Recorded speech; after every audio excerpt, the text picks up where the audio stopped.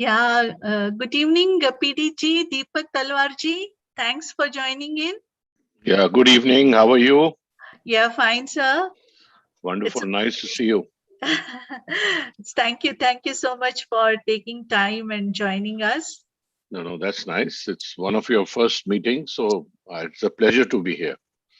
Thank you.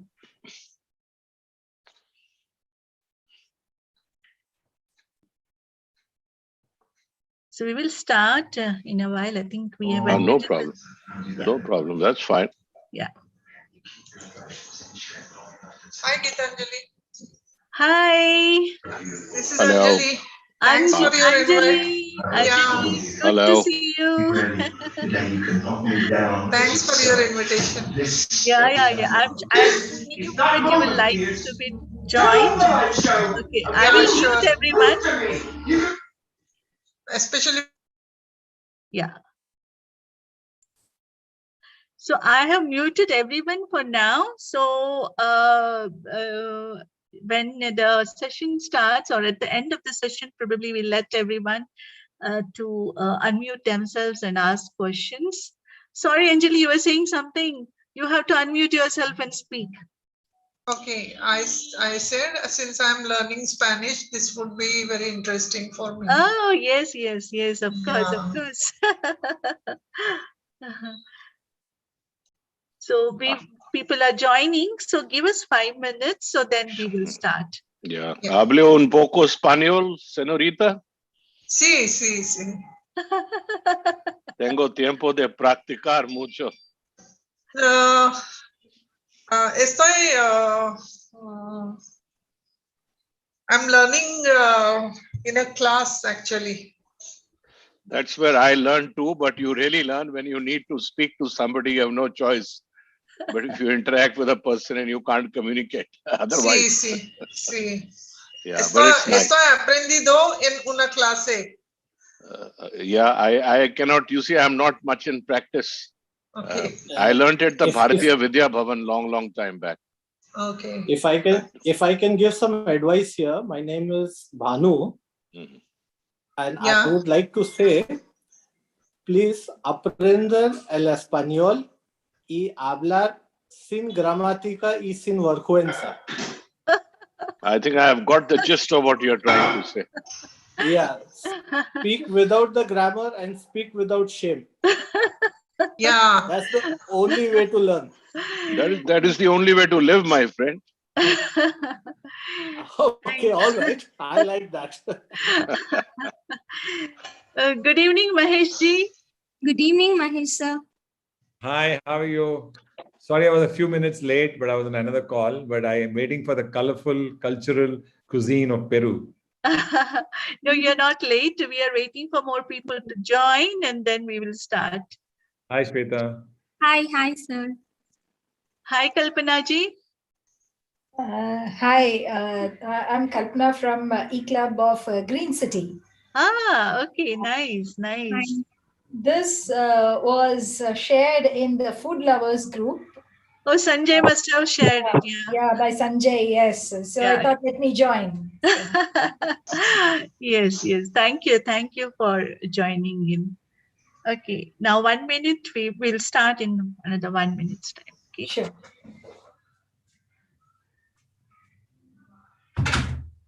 A lot of people from other districts are joining. I request, because we may not know you, but if you can just write your district and your club name, that'd be wonderful. So at least we can acknowledge that you were here.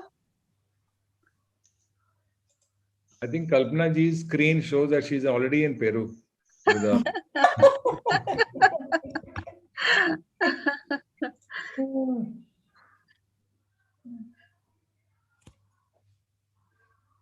Good evening, all. I'm Shiva from Bangalore Northwest.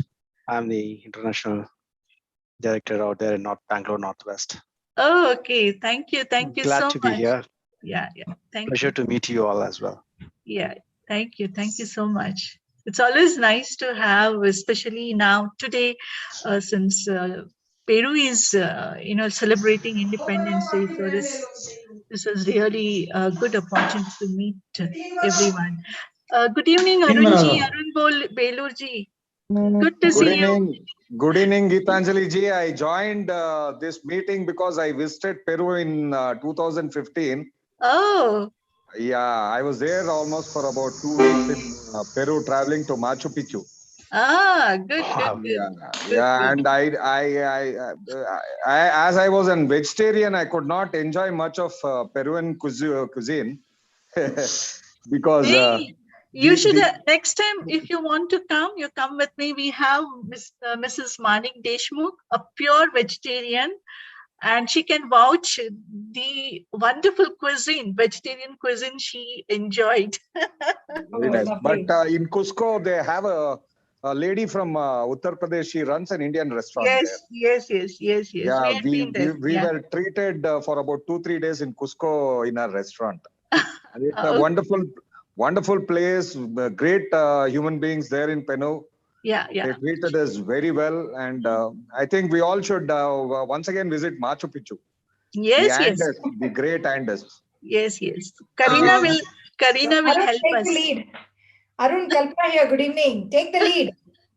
Hey, good evening, Kalpana. Anjali, let's do it again. Yeah. Okay, I think we can start now. We have made a lot of people wait for good evening. I'm Rotarian Arun Bagda from Bangalore Oasis.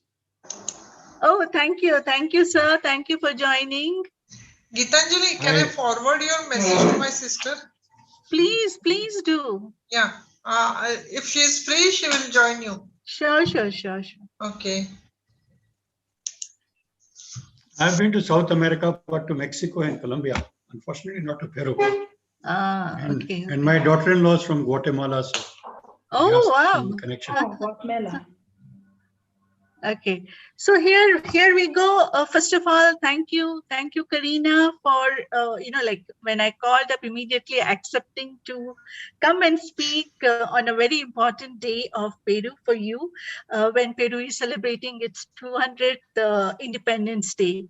So without much ado, I now request our Director of Public Image, Mrs. Shweta Talam, to please go ahead and introduce Karina for us. Very good evening to everyone. I'm Shweta R. Talam, currently serving as the Public Image Director of our club, that is Rotary Club of Bangalore, eConnect. It's my privilege to be introducing today's speaker, Ms.Karina Malpartida Ruiz. Hope I pronounce your name right. A warm welcome, Ms. Karina. Friends, Ms. Karina is from Cusco, Peru, which is now a UNESCO World Heritage Site.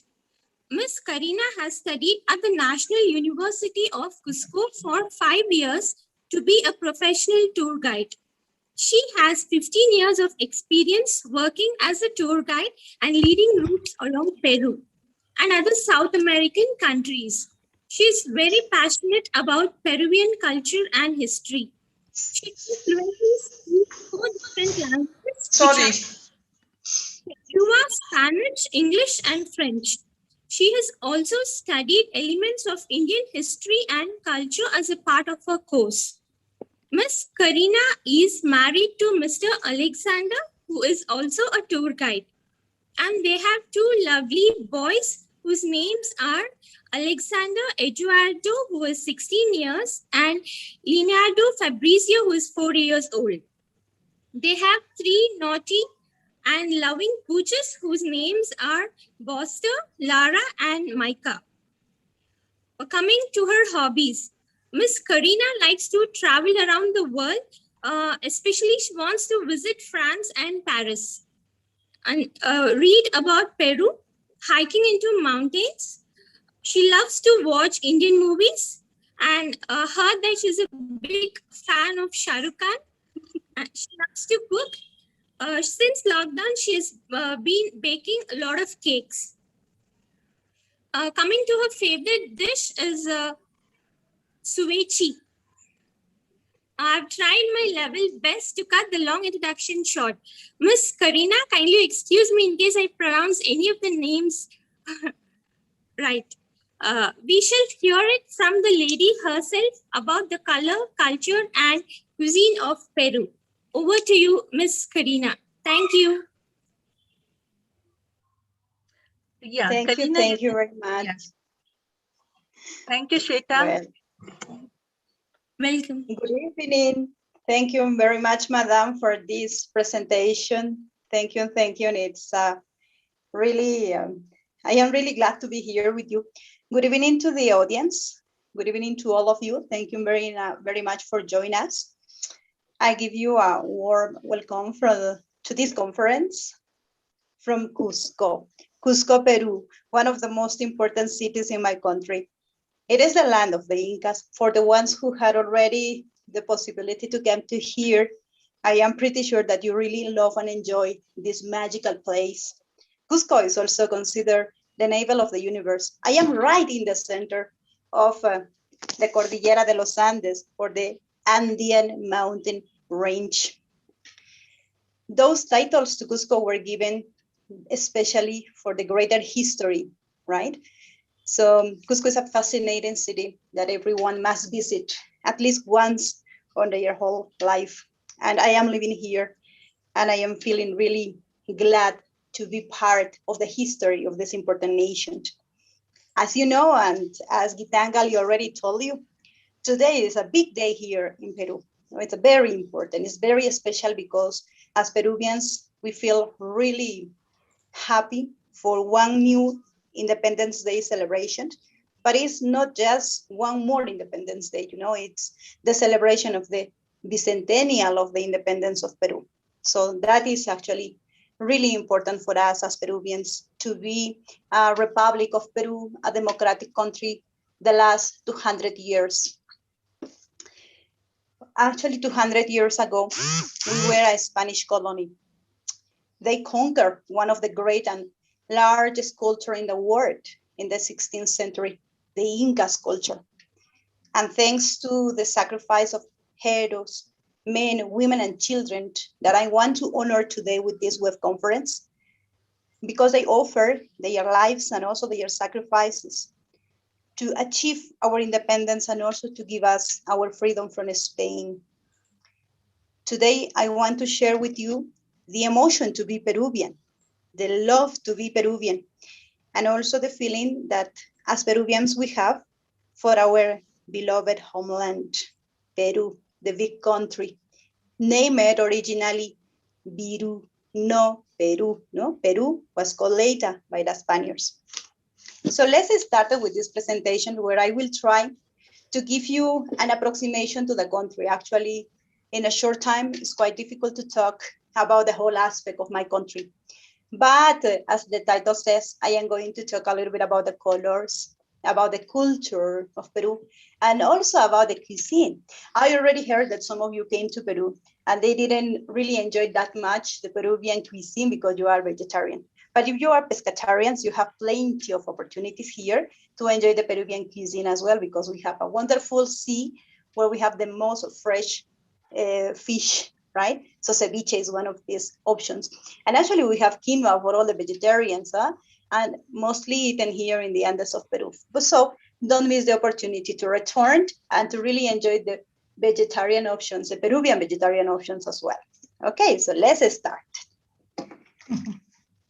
As you can see here in this map is from South America, right? So Peru is a country located in South America. No, we have borders with Ecuador, with Colombia, with Brazil, Bolivia, and also with Chile. We are right in the central part of America del Sur, or South America.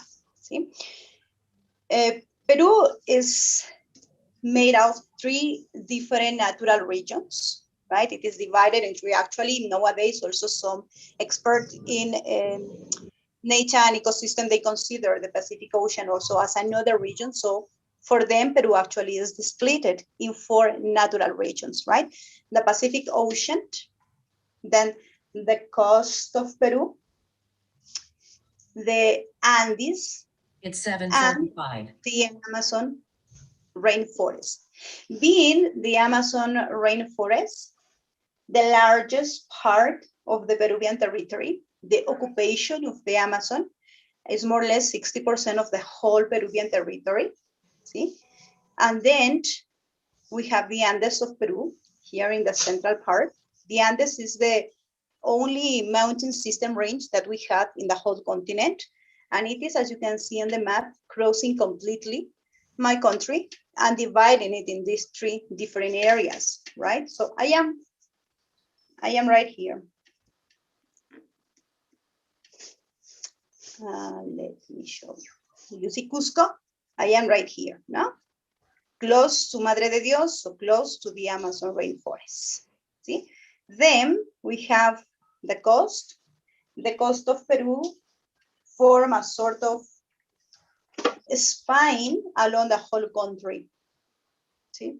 The population of Peru today is approximately 33 million inhabitants.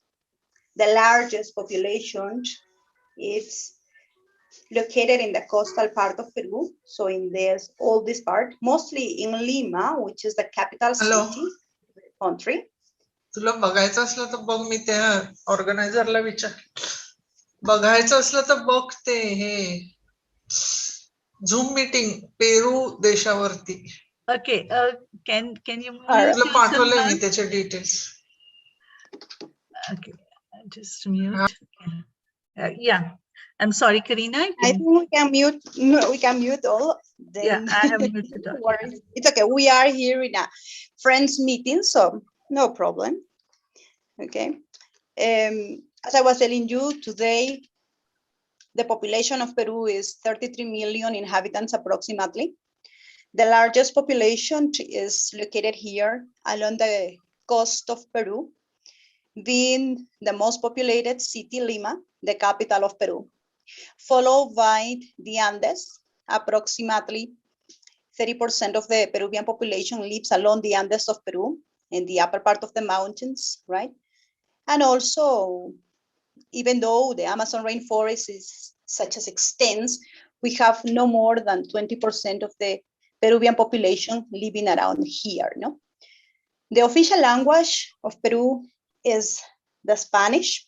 However, it is not the only language spoken, because we have more than 48 native languages in the country. Wow. Being the Quechua the best known, no? Quechua is one of the most important native languages. It was used 5,000 years ago and is still in use today by the Peruvian citizens, mostly spoke around the Andes of Peru. Cusco, for example, is a Quechua town, so most of the inhabitants of Cusco speak Quechua as their first language, and the Spanish is basically a complement for most of us, no? For example, the name of the city in the local language in Quechua is Cusco, Q-O-S-Q-O. That means the navel or the center of the universe. This aspect is because Cusco was at the 16th century the capital city of South America, and it was placed right in the central part of the territory that was managed and administered by the Inca society. No? The reason why nowadays Cusco is not more the capital and Lima was chosen as the capital is mostly because of the proximity to the sea, and it was a Spanish decision taken in the 16th century. All right? Besides the Quechua, that is a very big language, used not only in Peru, actually, yeah, because Ecuador and also Chile and Argentina still use the Quechua also as a second language. No, it's not like in Peru as a first language, but as a second language. Also in Bolivia, they also use, mostly in the part that is next to Peru, they still use the Quechua, they still speak the Quechua. So the Quechua was, in the 16th century, the universal language of the Incas. And it was actually possible to be preserved by the native people during the colonial times that extended in Peru for more than 400 years. No? So thank goodness we can still have and use the language nowadays, which is a very important and also one of the oldest languages in the country. No? But as I told you, Besides the Quechua, we had also the Aymara. Unfortunately, the Aymara is in process of extinction. There are not too many people speaking this wonderful language. It's also as old as the Quechua language, and it is nowadays in use still in the highlands of Peru. That means nearby the Lake Titicaca. No, we share the frontiers with Bolivia. So Bolivia, in one time of the history of Peru, was part of the Peruvian territory, and they both, today also share the same language, the Aymara language. Puquina was another important language. Today, no more than 3,000 persons speak this important old language. Unfortunately, also is in a high danger to disappear. Besides them, we have in the Amazon rainforest, in all this part of Peru, there are approximately 42 different tribes or aborigines, and they have their own languages, and they still use them. So today in Peru, we have not only the Spanish or the Quechua as official language. They both had been recognized as official languages, but we have more than 48 different languages still in use, still surviving for a long, long time in Peru. As you can see in the map, we have in my country, and Peru is divided in 24 departments or regions, right? As you can see here, the region of Lima, the region of Cusco, the region of Loreto, the region of Huánuco, Pasco, etc. Right? Those are the political jurisdictions of my country. The history of Peru is very old and also very complex, let me tell you, because we are considered one of the oldest Latin American cultures developed in this part. Peru was the home of several cultures, and the history of Peru is split in 4 big parts. We have, first of all, the pre-Inca period that is between 3,500 years before Christ until the 12th century, which is the beginning of the Inca society's development. And then from the 12th century to the 15th century, 16th century, actually, we have the Inca period, very important for our history. And most of the remains that we have in Cusco, for example, belong to this period of time. And then from the 16th century to the 19th century, we have what we call in Peru the colonial time, or the Spanish period, or the Peruvian viceroyalty. Right? We were an important colony of Spain with jurisdiction of almost the whole South American territory. He has a strong domain of Peru, Bolivia, Chile, Argentina, all of these countries, until, for example, in the case of Peru, 1821, when we finally get our independence from Spain. No? So Peru was home to Caral culture, considered one of the oldest civilizations in the Americas and one of the 6 oldest in the world. And also, as I told you, the Inca Empire, the largest and the most advanced state in the pre-Columbian America. And you can tell why. Later I will show you some of the great works the Incas done during their dominion of the Peruvian territory. It was, unfortunately, as I told you, conquered by the Spanish Empire in the 16th century, and they established the viceroyalty with jurisdiction over South America. No? Well, the independence was in 1821, but it was actually consolidated only after the Battle of Ayacucho, another important region in Peru, approximately 3 years after the official independence they given by Don Jose de San Martin, the Peruvian and also the Latin American libertador. All right, so let's begin with some of the pre-Inca cultures, right? They are very important actually in order to determine who are the Peruvian citizens today. All right. So as you can see in the picture, this is one of the axes of the cultural development of Peru. Caral, as I told you already, is considered one of the oldest civilizations in America and one of the 6 oldest in the whole world. No, it is along with Mesopotamia, with Egypt, with India, with you guys, with China, and also with Central America. No, it's the original center of the culture in the whole world. They had more or less 5,000 years old. No, they had lived in the coast in the northern part of Peru, next to Lima, and they have achieved different wonderful constructions that are still possible to see today. And they were mostly farmers. They lived from the cotton production, and they were fisher people, right? The next culture is Chabin. They developed also in the northern Andean highlands of Peru from 900 to 2000 BCE, and they extend their influence all the, along also the coast of Peru. No, they influence a lot to different cultures in Peru. They were extreme warriors. As you can see in the picture, they use tattoos to symbolize their high status, right? And they had gods that were mostly representations and zoomorphic beings. Then we have one of probably the most wonderful culture also developed in the northern part of Peru, in the coast of Peru. They were called Mochica or Moches. They flourished from 1 to the 8th century CE, more or less. And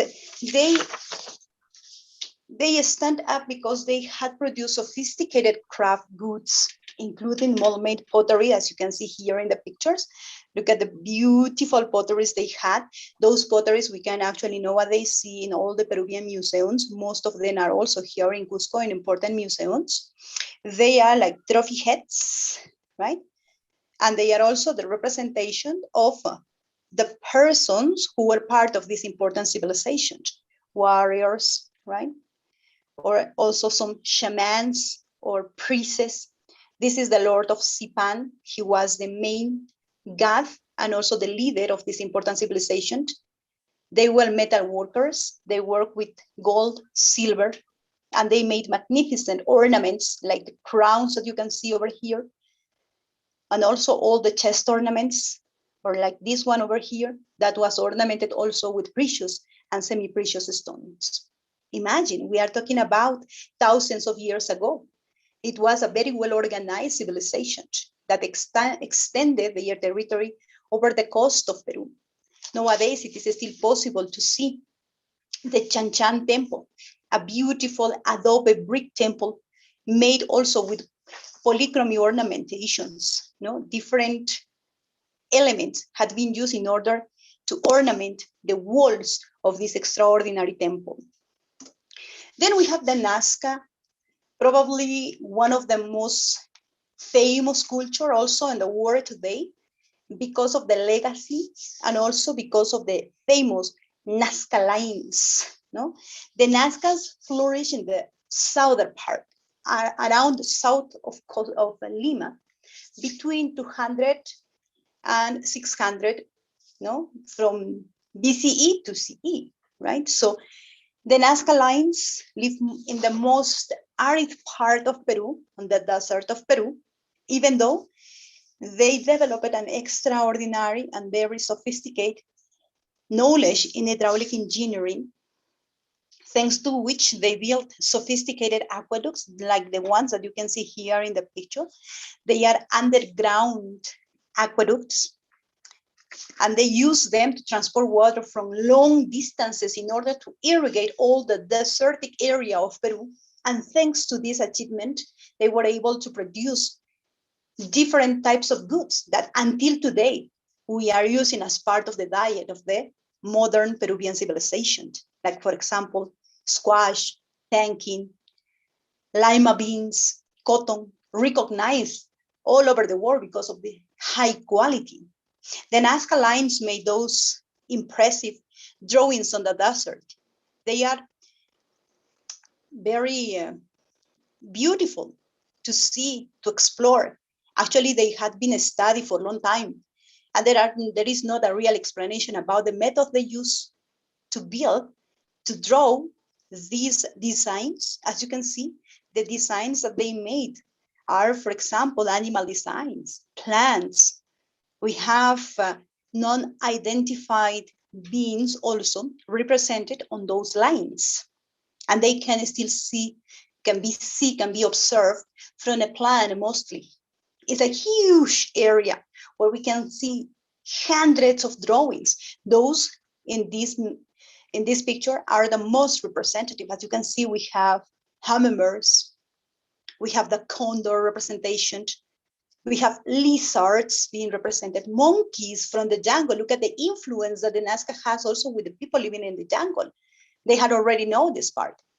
And over here we have a non-identified shape. Probably is the shape of a human, or probably not. There is a big discussion, actually. There are a lot of mystery when people try to describe the functions and also the reasons why the Nazcas made those drawings. Very impressive, actually. The Paracas is another culture that is close to the Nazcas. They had almost the same territory. They share, actually, the territory. They live from 900 BCE to 400 CE. And they had made, they performed pompous burials. They are considered the first doctors in the history of Peru, the first surgeons, because they made extraordinary brain surgeries, called by the expert as cranial trepanations. And as you can see in the pictures, and probably this is one of the most remarkable achievement performed by the Nazcas or by the Paracas, are the mantos de Paracas or the Paracas tapestries, embroideries that are in the world unmatchable. The textile they made are extraordinary and the most beautiful ones. They had used cotton. They use also gold, silver, They use human hair in order to make those nice textiles and embroideries. Most of them used to have mostly religious functions. They practice the mummification process. After they embalm the bodies of their ancestors, they used to cover them, to protect them with those beautiful mantas or textiles. That is why on the representations, we have mostly the representation of dead people in the transition from the physical life to the other life. It was a very interesting culture, actually. Well, finally, we arrived to the Incas. As you can see, I am trying to give you just a touch of the most important cultures, because they are not the only cultures or the pre-Inca cultures developed in Peru. Actually, the history is very long and very complex. Well, the Incas. I am here. I am a proud descendant of the Incas. I am not Inca anymore. I would like to, but I am not. But I think Inca in my soul, right? So as an Inca, I have to say that these were probably the most important and the most influent culture in the today's Peruvian life, right? The Incas flourished in the ancient Peru between 1,400 to 1,000 or 1533 approximately. Their empire extended over the western and also the northern part of South America, and they reached into Quito, today Ecuador, the capital of Ecuador, and also around Chile and Argentina, through the southern part of South America. It was the larger empire in America, and also the largest in the world at that time. We are talking about the 16th century, more or less. They were conquered by the Spanish in 1532 during the Francisco Pizarro's expedition to the New World. Since this moment, Peru became part of Spain for almost 400 years. The Incas' capital city, political, economical, religious capital city, was here in Cusco, or Cusco, the navel of the universe, where the most magnificent temple of the sun was built, and it is still possible to find and to be visited. Finally, we get the independence of Peru in 1821, and we recovered the freedom and we became independent from Spain, as I told you, thanks to Mr. Jose de San Martin and also Simon Bolivar. But probably this conquest has marked undoubtedly, what is today Peru, today's contribution to the cultural and also, the political life of Peru. The fusion between the Incas and the Spanish was important to develop the country that today we have, and we are a vibrant Peru. It has lived a richness in the Peruvian life and also in the cultural manifestations and the cultural development. The today Peruvian citizens are the result of the mix between the Spaniards and the Incas, but also the fusion with many other coming cultures from different parts of the world. Like, for example, the Africans, the Chinese people, the Japanese, the Italians. That is why my country, Peru, is considered the country of all bloods. We have something, from somewhere else. We are not pure Incas. We are not only Spaniards. We are the mix between the Incas and the Spaniards, but also mixed with Japanese, mixed with Africans, mixed with Chinese, with Italians, with Germans, etc., etc., etc. That is what actually has created this fascinating country that is full of, for example, cultural manifestations like the festivals and also the thousands of celebrations that we have along the year. Peru is a complete party. Every time, every moment is important for a celebration, right? So here, I will try to show you the most important and probably top celebrations that we have along the country, developed in the northern part, in the coast, in the Andes, and also in the Amazon rainforest. Peru actually has nearly 3,000 popular, local, traditional, and also religious holidays. We are Catholics, all right? From the 16th century, we had adopted the Catholicism. So that is the main religion in Peru today. So that is why the religious festivals are such as important also for us. They take place in different parts of the territory with a diversity of hues. For example, here in this picture, you can see, first of all, the Marinera or the Northern Marinera. The Marinera is considered a Peru's national dance, and there are several Marinera varieties as well. But among all of them, the Northern Marinera probably is the most important. This dance was recognized in 1986 as the Nation Cultural Heritage.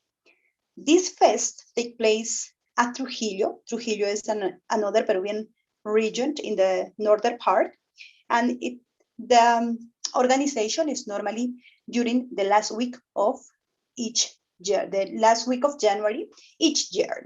This dance is also normally performed with the Peruvian horses, Peruvian steppe horses, which is a national breed of horses that we have in the country, unique in the world.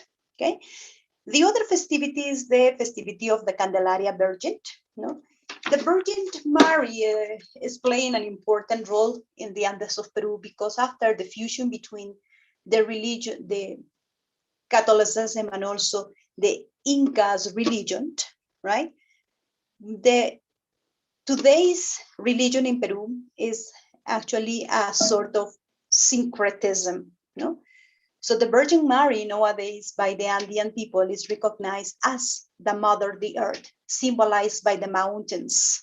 That is why if you have the possibility to visit the Peruvian Catholic churches, you will find always in the paintings this trapezoidal mountain shape that the Virgins has adopted, because they were most of them painted by the native people.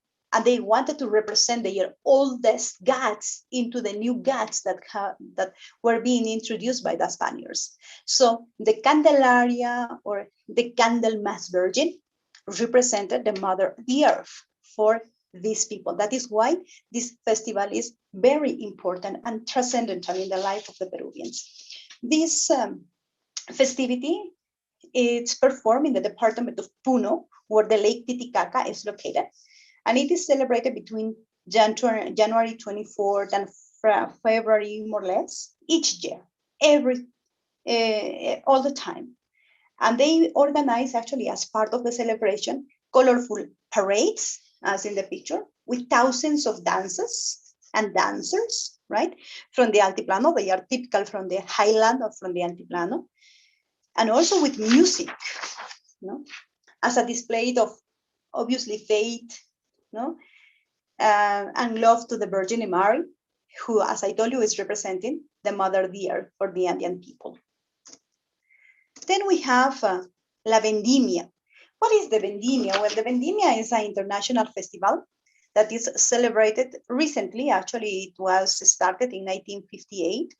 And it is the main reason why this celebration is important is because during this festival, there is an extraordinary promotion to the wine Peruvian production. Probably you didn't know, but in the coast of Peru, we have extraordinary wine yards, and they are very important for the economy of the locals, mostly in the southern cities of Ica and also Pisco. Maybe you heard about the Pisco Sour. It is made out of grapes. It's a liquor, and it's the most traditional also in Peru. And this festival, it's mostly to represent the grape harvest and also the wine and also the pisco production. As you can see, the dancers are dancing a typical southern part or coastal dance over the grapes in order to take the juice out to begin the production of wine and also pisco. Then the Festival of Crosses. As you know, the cross is a Catholic symbol that was also introduced in the Andes of Peru by the Spaniards. And the native people has adopted them as an important symbol of their faith and religion. And nowadays, in May 3 mostly, there is a huge festival that is mainly practiced in the Andean cities of Peru, like Cusco, Ayacucho, Apurimac. Those places are more, they mostly actually represent and also perform this festival. The idea is to bring the crosses from the upper part of the mountains to the Catholic churches, and they have different ceremonies there. And after that, also there are a series of processions, parades, also with music, with the typical Peruvian dances, etc. Then we have the Corpus Christi. First of all, the Corpus Christi is a Catholic festival. It was brought from Spain as well. But actually, for most of the experts in the Andean culture, they say that the Corpus Christi is actually the superposition to an indigenous festival that was the festivity of the Mamis, performed mostly between the 12th until the 16th century. That means during the Inca period. This is the main square of Cusco. So evidently, this festival at that time was also very important. According to the historians, the Incas used to mummify the nobility people of their society. That means their leaders, their governors, and also the wife of them. And those mummies were not buried in the public cemeteries. They were kept and maintaining exclusive and exquisite well-work palaces built along the Cusco's main square. And every day, the mummies were taken in parades, in processions, along the main squares of the Cusco Inca. When the Spaniards arrived, obviously they didn't accept this practice anymore. That is why they introduced the Catholic and also the Spaniard saints from all over the world actually, and they changed the Incas Mamis festival for the Corpus Christi. Some historians believe that the Incas at that time used parts of their mummies for the constructions of those saints. So inside of those saints, we can find parts of the ancient mummies. That is why until today, the connection of those Catholic saints with the indigenous people of Peru is really important and strong, because part of their ancestors are still living with them through the Catholic saints. Then we have the Inti Raymi.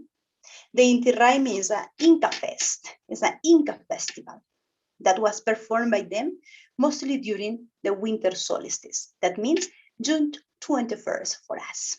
During the Inti Raymi, this is a Quechua name. Inti means sun.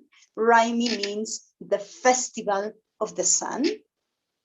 During this celebration that used to take place mostly in the capital city, that means in Cusco, the Inca, the leader of the society, this person over here, used to address to his father, the sun, no? Asking for protection, for prosperity. They perform a series of rituals with the oldest drinks called chicha or corn beer. And also they represented the llama sacrifice to honor. It was a sort of thanksgiving for all the kindness they received from their father, the sun, and also as a petition of good luck, good energy, harmony, prosperity, mostly to have better harvest. Today, this celebration is still part of our alive culture, and you can see the performance each June 24, mostly here in Cusco, the capital city or the land of the Incas. The Lord of the Miracle is one of the most important religious phenomena in Peru. This festival takes place mostly in Lima, the capital city of Peru. And as I told you, more or less 90% of the Peruvian population practice the Catholicism today. That is why this celebration is such as important for the Peruvians.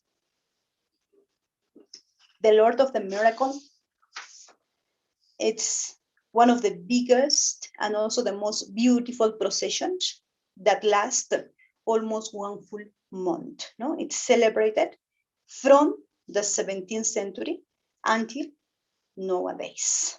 Okay. Finally, I have the Fest of the Mother the Earth. As I told you, the Mother the Earth was an important god for all the Peruvians, mostly the ancient Peruvians, mainly the Incas.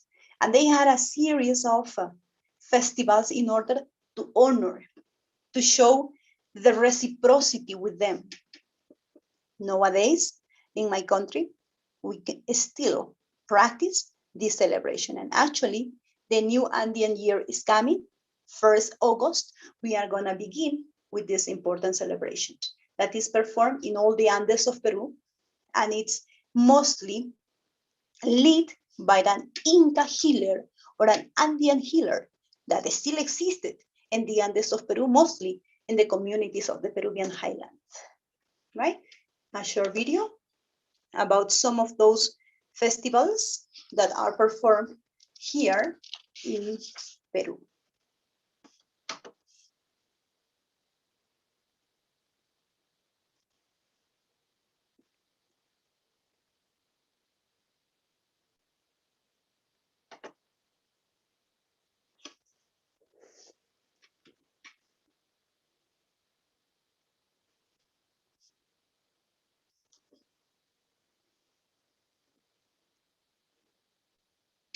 It is charging. I think the internet is not working well here for any reason. No problem. I think it is a network problem. I think it is taking now. Yeah. Let me see.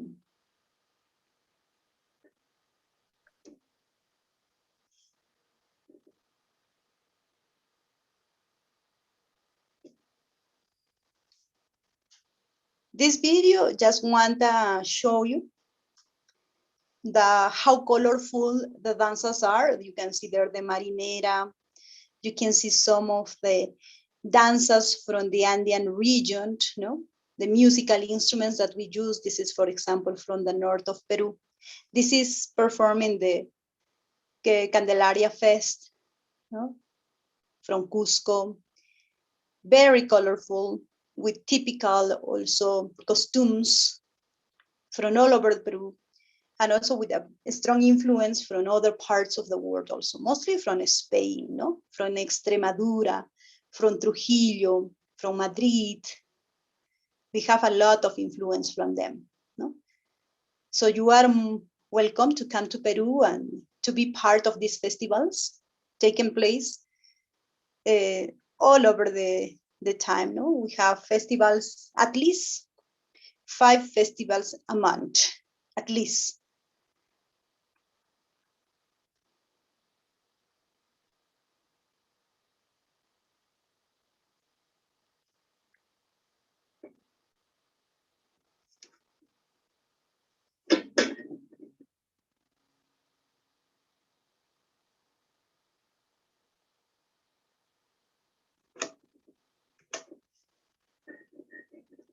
Well, to continue now, we are going to talk a little bit about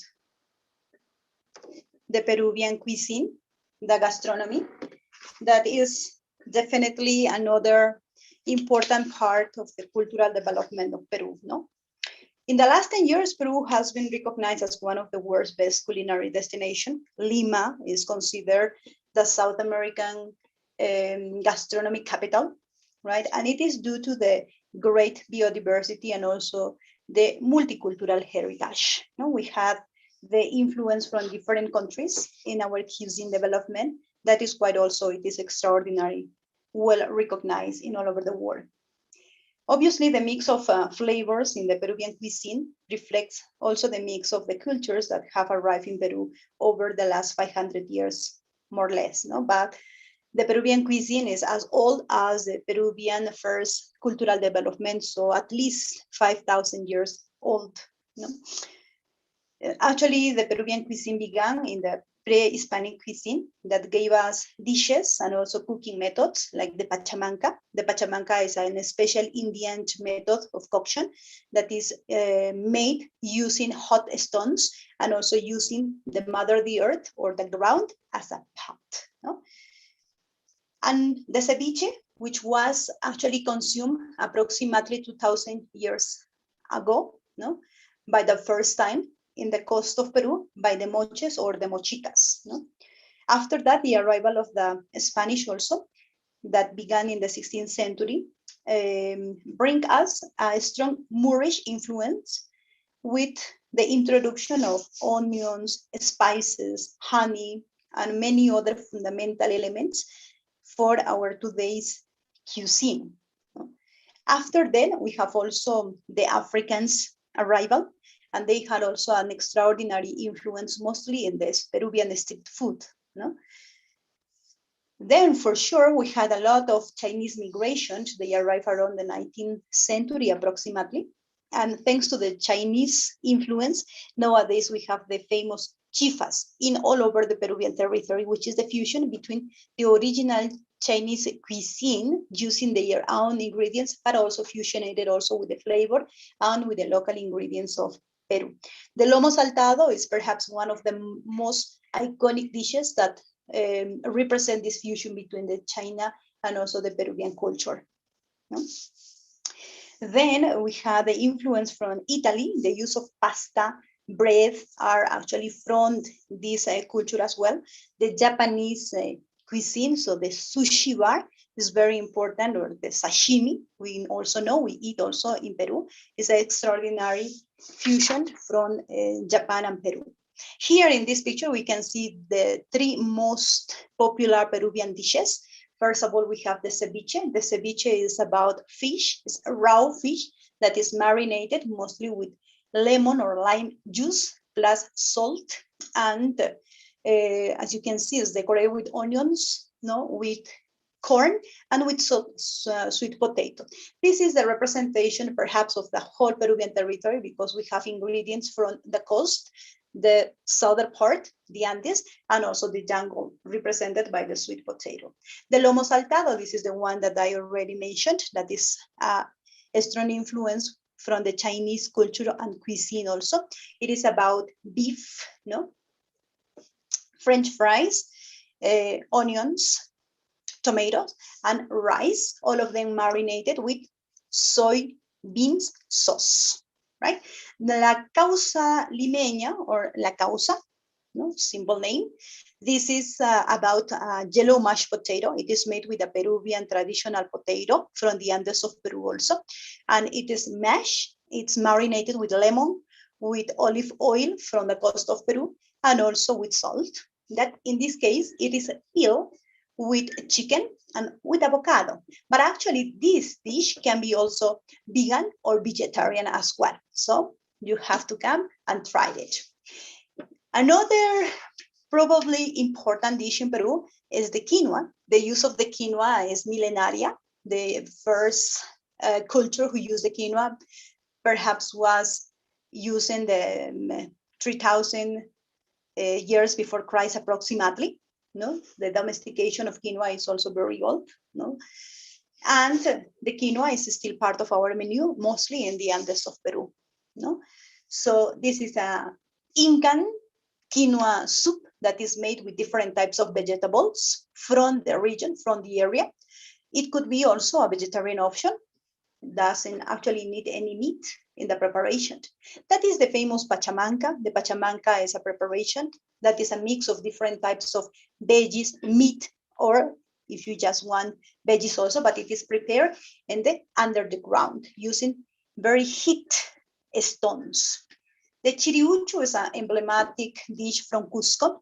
This is perhaps one of the oldest one also that is still prepared and eat here in the Andes of Peru. It is about several dishes together. They come from a strong influence from the Inca period with the Inca society, plus different type of Spanish ingredients as well. It used to be the typical dish that the Incas used to have mostly in their meetings.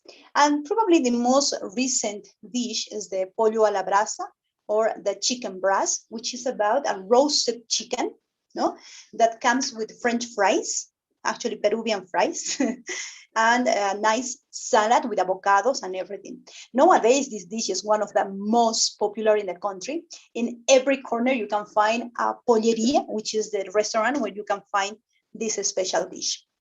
About the drinks, we have several also, but the most representative ones are this one, first of all, is the famous corn beer from the Inca times. And it is still prepared mostly in the Andean communities of Peru along the Andes, right? And here in Cusco, for example, in the famous Secret Valley of the Incas, we can find the Inca bars or the chicherias where the ladies still prepare this special drink. At the Inca times, this was a holy drink and was used mostly to perform the most important ceremonies and rituals to honor their gods, like the sun or like the mother the earth. Then we have the Chicha Morada. It's a refreshing drink.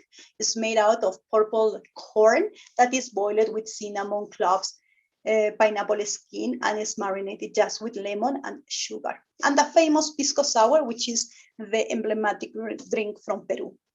Desserts, we have thousands as well. Those are the Peruvian donuts, okay? Like in the United States, they have donuts. In Peru, we also have our donuts version, why not? And these donuts are made with squash or pumpkin and sweet potato, and they have as topping orange honey on top. This is the purple corn pudding, and those little cookies are made out of corn.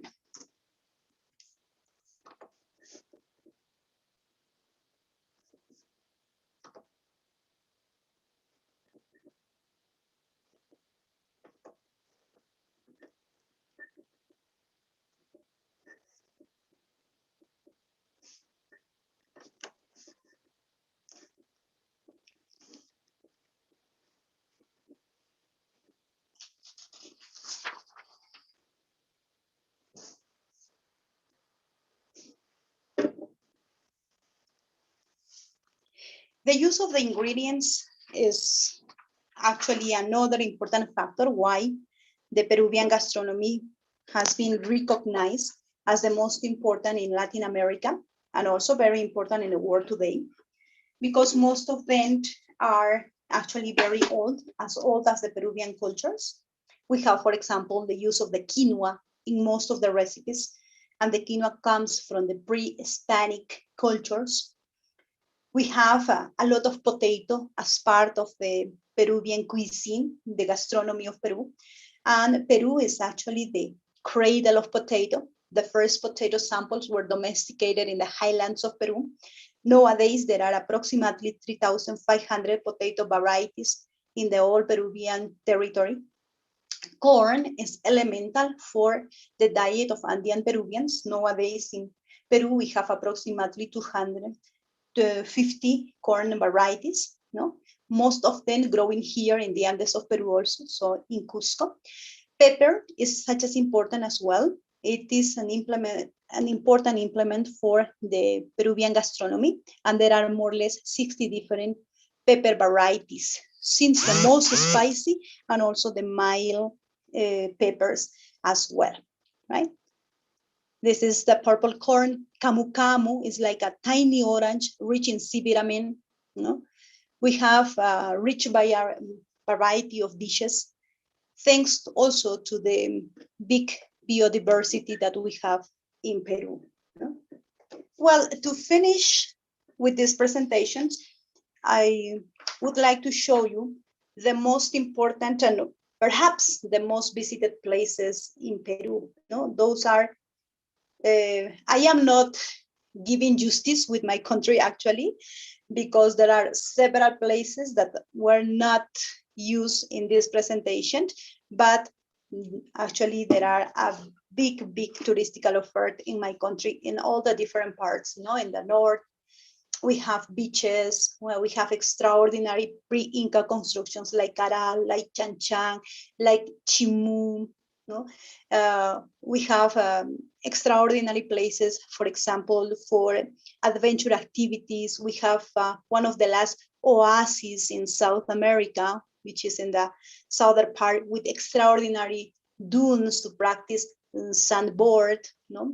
So there are actually a great diversity of places that you can visit in Peru. But in this case, I am going to talk about what I consider the most relevant. First of all, we have Lima. Lima is a cosmopolitan city. Due to the proximity to the sea, it has beautiful sceneries to walk through. And also, since Lima was recognized for 5 continuous years as the South American culinary capital, has the best restaurants also, the top restaurants on the world. There is one that is located also in Lima. So it's a magnificent place to see and to explore and to scroll around to understand more or less about the colonial times of Peru.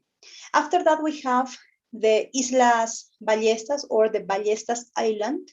This place is located in the southern part of Peru, at the department of Ica. And it is basically the remain of a coastal mountain range where the erosion of the sea had wind, and also the wind has formed capricious formations in the rock. No? It is the house of several species of birds and sea animals, most of them endemic from the coast of Peru also. For example, the famous Humboldt penguin. No? There is a penguin in South America, yes, and then we have one penguin also in Lima, Peru, and in the coast of Peru. Then we have, as you can see here, the Huacachina Oasis. It's an important oasis in the desert. It is surrounded by huge sand dunes, no? And it's actually an extraordinary place also to visit during your adventure along Peru. After that, we have the Nazca Lines. The Nazca Lines are display, as I told you, different plants, animals, and also anthropomorphic shapes. They are furrow drawings with only 30 centimeters deep, no? And they were done, they were made, no? And the planet most arid area, no? With a lot of geographical difficulties as well, and they are surviving, no? For long time. They belong to the Nazca culture, remember. And in the other picture, we can see the fabulous and the most famous bird of the South American continent, known as the Condor, no? In this case, in this picture, you can see the Colca Canyon, which is considered one of the deepest canyons on the planet, no? It has a singular natural beauty, but also in this place, particularly, we can contemplate the flight of the world's largest flying bird, no? The condor, no? So it is mostly the house of this extraordinary animal, but the city of Arequipa, where the Colca Canyon is located, has also a lot of touristical offers for all the travelers. In the other picture, we can see those nice houses, the floating islands of Taquile and Amantani are in the Lake Titicaca, which is considered the world's highest navigable lake. And it is in the borders of Peru and Bolivia in the region of Puno. So Titicaca actually awaits for us to admire the beauty, but also the alive culture that the people living in the floating islands has to show us, no? Actually, in this part, for example, the rural tourism, it's very famous, no? It's very typical to arrive to Puno and to live at least a couple of days with the local families, sharing their life, learning from them. For example, the ancestral techniques of the farming activity and also the weaving activity, plus their political and economical organization as well, no? Then my hometown, Cusco, considered one of the most beautiful, is the only city in South America that conserves 2 Catholic churches in one place, in the main square. We have the Cusco Cathedral right here, and we have the Jesuit church next to the main Cusco's cathedral. They belong to the 17th century and they are still in use today.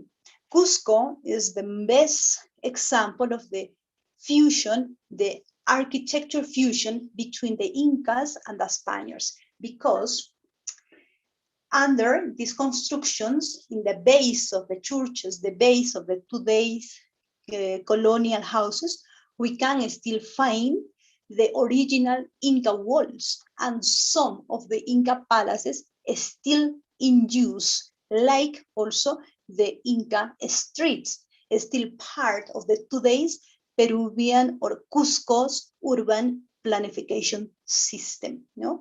That is why Cusco is considered a living museum, because you can feel like living in the 15th, but also the 16th century together. No, it's the land of the Incas. It's one of the most important tourism destinations in Peru, and it was recognized as cultural patrimony of the humanity in 1983 by UNESCO.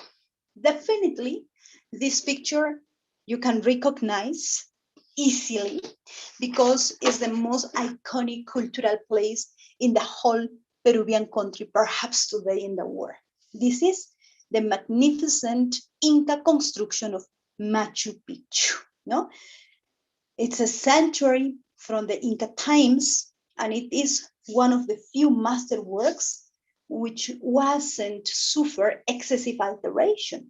Most of Machu Picchu was left as it was used the last Inca times. The reconstruction of Machu Picchu is no more than 30%. So if you would like to see a real Inca city used around the 14th, 15th century, you must visit Machu Picchu. Machu Picchu was rediscovered in 1911 by an American explorer, Hiram Bingham, and since this moment, Machu Picchu was started to be a glorious part of the Peruvian culture. No? Then Machu Picchu was recognized in 1982 as a cultural and natural patrimony of the humanity. That means that Machu Picchu actually is a huge national park where the Peruvian and also international institutions preserve the wildlife plus the culture represented by the Inca constructions.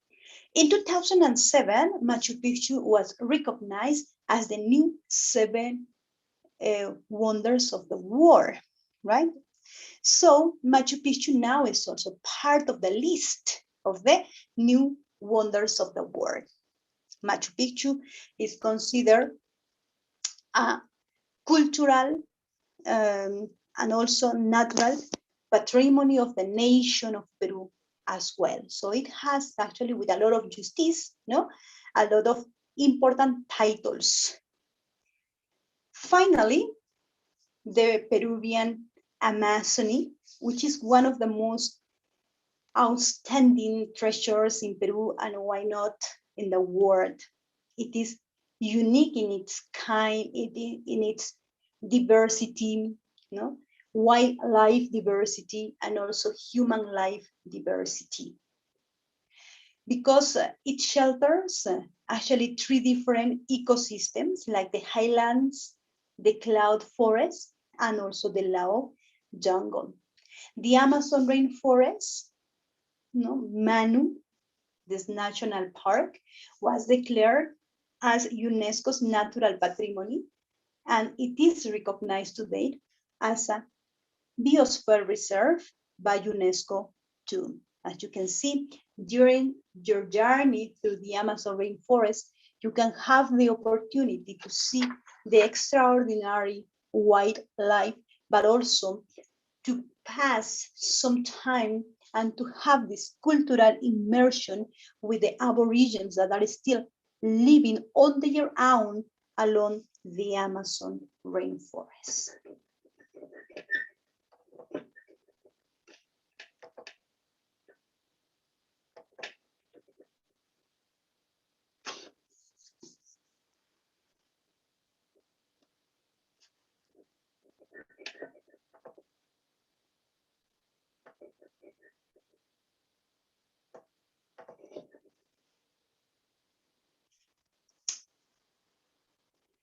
In this video, I want to show you some of the most visited places in Peru, plus the extraordinary landscape of the Peruvian territory.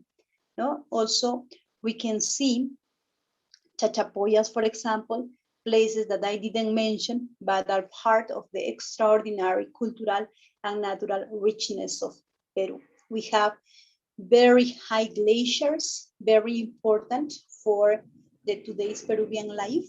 No? They are still part of the ecosystem of Peru. The mountains are actually very beautiful. If you like to hike, if you like to fish, if you like different kinds of activities, you have almost everything to do here in Peru. No? This is the Highland of Cusco, for example, the White Mountain system of Peru in the southern part, the coast with beautiful beaches, warm beaches in the northern part, cold beaches in the southern part. So you have both of them to choose.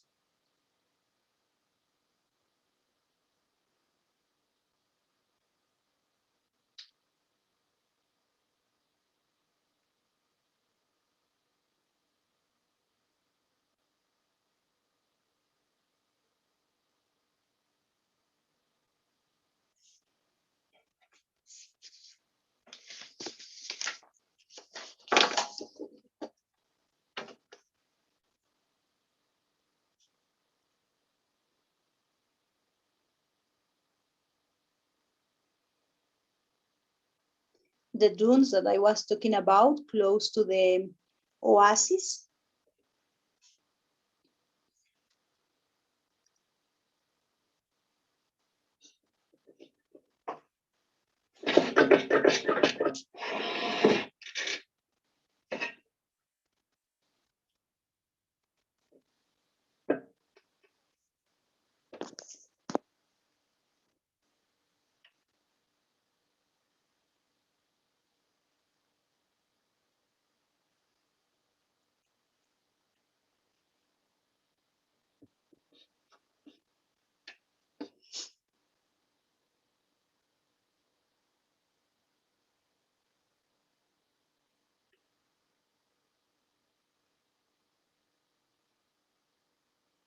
Lima, the capital of Peru, the most cosmopolitan place in the country. The city of the contrast, Cusco, the white Cordillera. You can swim with turtles in the northern part of Peru, the turtles from the Galapagos Island.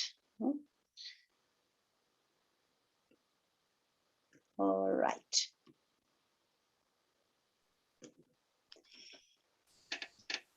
Hola, I'm really sorry for speaking out of turn, but my battery is going off and I don't have that much internet. Tengo algunas preguntas. Can I ask? Absolutely. Actually, I had already finished. So, muchas gracias. Fue muy lindo escucharte. Si tienes algunos consejos para alguien que quiere vivir en Perú. Well, to live in Peru, there are actually a lot of opportunities for people who's coming from different parts of the world. We have, we welcome actually people from all over the world. Like in Cusco, we have people from United States. They have built their houses along the Sacred Valley of the Incas. And there are a lot. Like how built, like mud houses? Yeah, you have actually after 1 year, living in Peru, you can ask for the nationality and you can build a house, you can work freely here, So actually not really complicated to come and live in Peru. There are a lot of people, let me tell you. The last years we were receiving millions and millions of Venezuelans, for example, and they are now making a very good life here in Peru, So it welcomes people from all over the world, and it's not difficult to come and to live here. Un año solo para obtener like a citizenship. Yes, 1 year. Vale. Yeah. Muchas gracias. Fue muy lindo. You are welcome for joining us and to be part of this web conference. Gracias.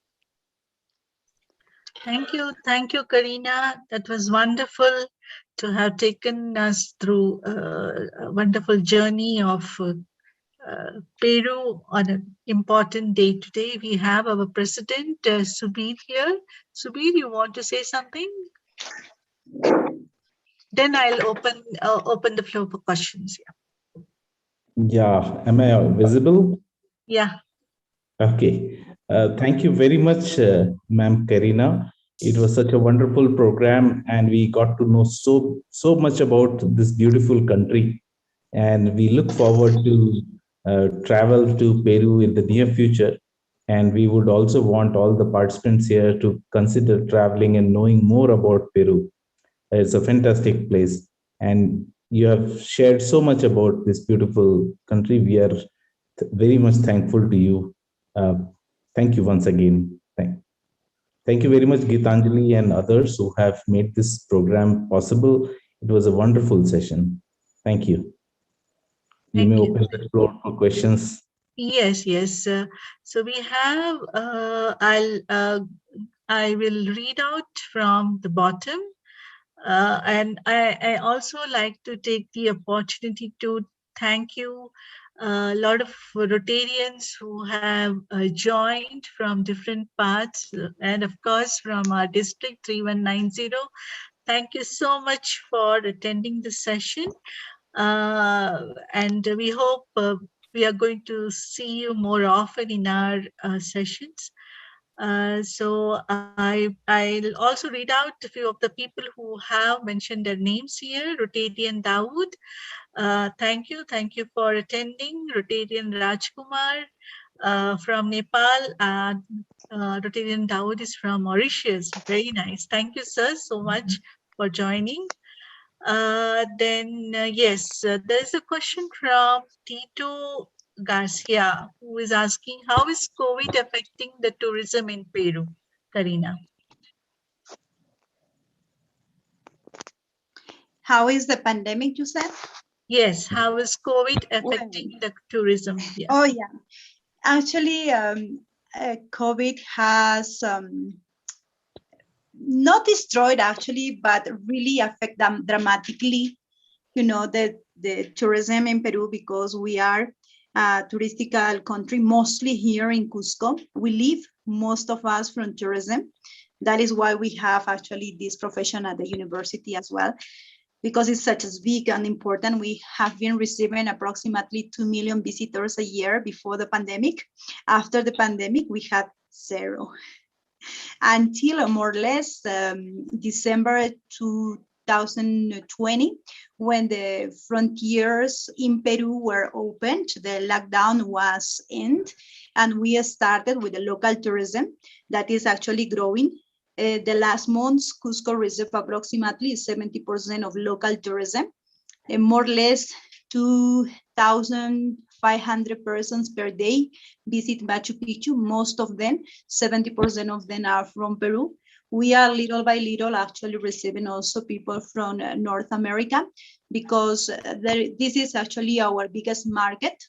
From Europe, we cannot receive anyone, neither from Asia. The frontiers are still closed, neither from Brazil, due to the different variants, COVID variants.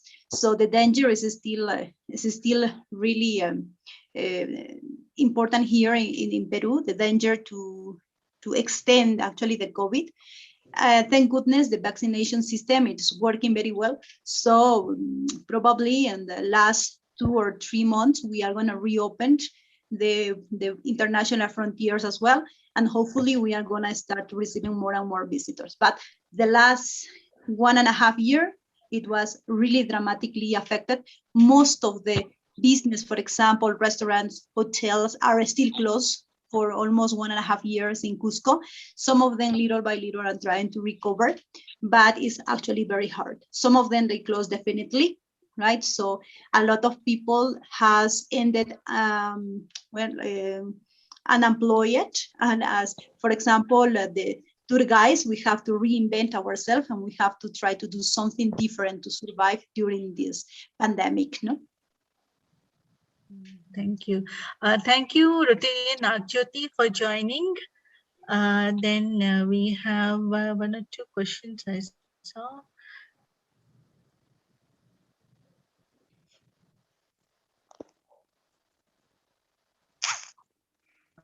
Okay, Kalpana is also from our district, and she is part of the Fellowship for Food, right, Kalpana? Gourmet, yeah. So she wants to know which is the most spectacular festival month in Peru. As I mentioned in the presentation, it's very difficult to say which one could be the most, because we have thousands of them and they are all different.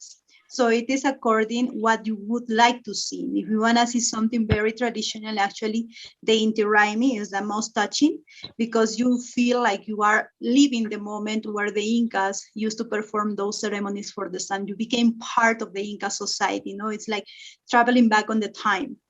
Then also, if you like, for example, the Peruvian folklore or the traditional religious festivals, the Corpus Christi also is stunning, because you can feel all, you know, the emotion to be part not only of the procession, but also the dances that we have in the country, you know. So actually it is hard to tell. It depends what is your preferences. Yes. Now, Manik Deshmukh, you know her? Yes, Manik, hello. It's nice to know about you. Yeah, so she has written, it was wonderful to be Peru and had very tasty vegetarian food, because I think somebody was mentioning that they had tough time, searching for vegetarian food. And thanks, Manik, to have mentioned me and Karina for the arrangement of pure veg food. Then we have again Kalpana, good evening. Okay, somebody wants to know what is the name of the restaurant in Cusco, Indian restaurant. Do you remember? Karina? Well, actually, there are a couple of Indian restaurants here. Karma Sutra is one of them, and India is the other one. Both of them owned by Indians living in Peru. Okay. India is my favorite. I always go there for a nice Indian lunch. Chicken Mostly curry. Okay. We went to Karma Sutra, remember? Yes. Okay, thank you, Shantanuji, and thank you, Arun Pagraji. Yes, and Tito had lots of questions, so I thought I'll just ask those questions in the end. Okay, the first one was, is there a local system of astronomy of the Incas? Please say something about it. And there's another continuing question which asks, is there published poetry in Quechua language? Please tell some famous names of books of translations. Well, about the astronomical places from the Inca times, there are several. Like, for example, Cusco City, it was an astronomical center, actually. In some of the streets, we can still see the sun projection, because they mostly use the sun, in order to develop the astronomy. And in some of the streets during the beginning of winter or summer solstice, we can see the sun projections that marks the beginning of those seasons. Like in Machu Picchu, remember the sundial? No, there are also places like stones used, in order to project the sun reflection and also the shadow reflection, or also places where they used to look at the stars, look at the constellations as well. So yeah, in all the different archaeological places that were built by the Incas, we can find several astronomical observatories as well. Sorry, about the Quechua, I didn't. Okay, Quechua, poetry in Quechua language. Any translated ones do you have?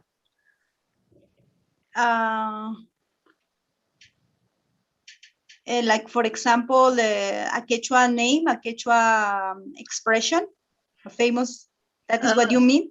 Yeah, I don't know. No, I'm here. Let me clarify. Okay. Yes. Okay. What I want to know is if there are any poets who write in the language Quechua and translations in English, which I could read. Yeah, there are Quechua poets, mostly locals, but they are not unfortunately famous, because the Quechua was never famous in the world. And they have no translations in English neither. So if you want to see some of the books or the Quechua poets, they are mostly here in the Andean regions, like in Cusco, for example, or in Ayacucho, but they are not famous in the world, unfortunately. Esto tiene razón para llegar a Perú. Yeah, for sure. We have to visit the libraries. I will show you the most beautiful books in Quechua and also the poets in Quechua. Actually, Quechua is a very romantic language, but it is a language of very strong contrast. Okay, when you want to express love and affection for somebody, it's really rich and sweet. But if you want to also show your anger for somebody, it's also very strong. So nice. It is spectacular to learn. Thank goodness nowadays also the Peruvian authorities, since they declared the Quechua as the second official language in the country, they are trying to recover and they are teaching in all the academical system of Peru, no? Also in the university. So if you would like to learn Quechua, there is a Quechua school here in Cusco as well. And the professors are Hamautas, actually. They are from the ancient times, and they speak Quechua as the first language. Yeah. Okay, so nice. Thank you so much. It was very interesting. I have some more questions. You can, yeah, Tito Ji, you can maybe mail it to her. I'm sure Karina will be more than happy to answer all your queries. Yeah. Yeah. I thought it would be for the other people too. Yeah. For the benefit of the... Right. Thank you, Nasir Ji. He is from Rotary Club of Cantonment. He writes, absolutely intrigued with the culture and festivals of Peru. Now, top of my bucket list. Yes, if you are planning to get in touch with Karina, she'll be more than happy, and she's an excellent guide. We had a wonderful time with her in Peru. Parthasarthi Ji, thank you for joining. He's asking, how do you balance economic development with nature conservation? And he also wants to know most of the natural protection started with tourism. Now, thanks to this activity, the state also started to preserve most of the areas, natural areas of Peru. So actually the balance is 50 and 50. Because, for example, the National Park of Manu, it's very well preserved, and it's economically also very efficient because they receive tourists from all over the world. But the idea also is to maintain the preservation of the area, no? So actually tourism and the economy doesn't damage, in this case, no, the control of the ecosystem and also the national parks, but they promote the protection of them. Yeah. Karina, I want to ask how safe is Lima and other nearby cities for a single tourist? In general, Peru, it's pretty safe for solo travelers. We have a lot of solo travelers coming or to visit Peru.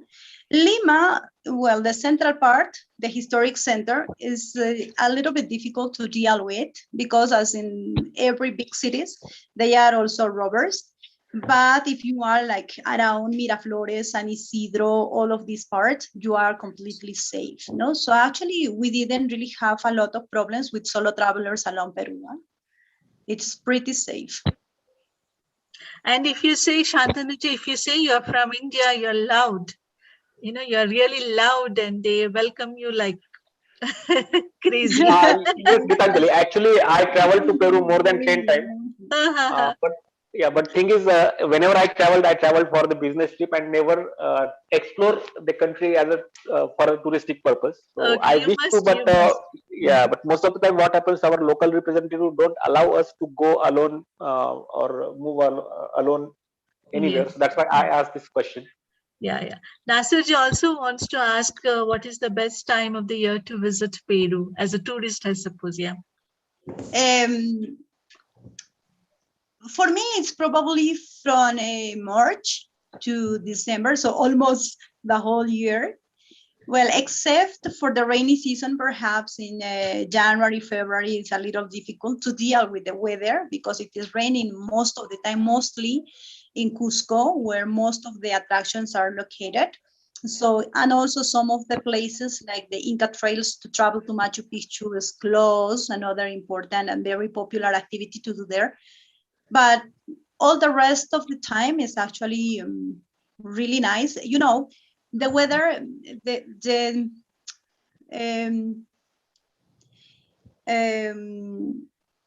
fact to be very close to the equatorial line and give us the possibility to have almost constant weather in the country, no, doesn't really change that much, except for the rain that is more heavy, basically during 2 months around the year. But all the rest of the time is mostly sunny and nice, no? So actually, all the year around, it's nice to travel around Peru.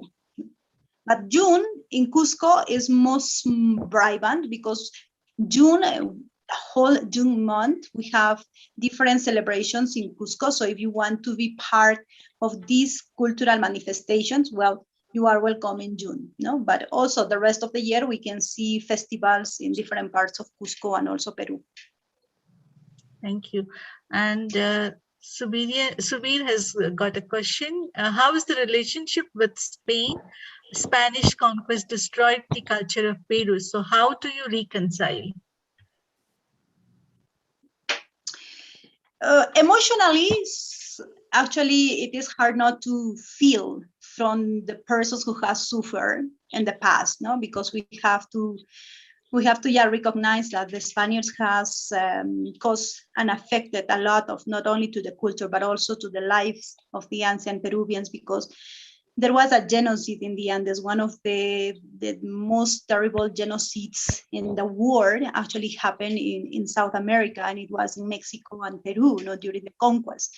So it is not difficult not to feel like anger and also, emotionally, this unsatisfaction for being suffer as a culture, the destruction.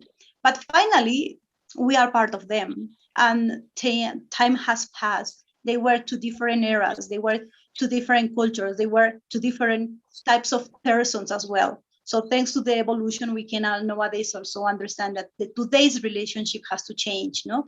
So actually we don't, in this moment, socially, we don't have a bad relationship with them. Actually, there are always people that will say, honestly, I hate the Spaniards because they caused a lot of damage, a lot of destruction. They destroy my culture, right? That is true. So there is a lot of people in Peru that probably feel and has this emotional feeling as well. But in general, actually today we have the King of Spain visiting Peru for the ceremony, because today the new president is being recognized. So as you see, we have a very good relationship in general. Thank you. Anyone else has got any question?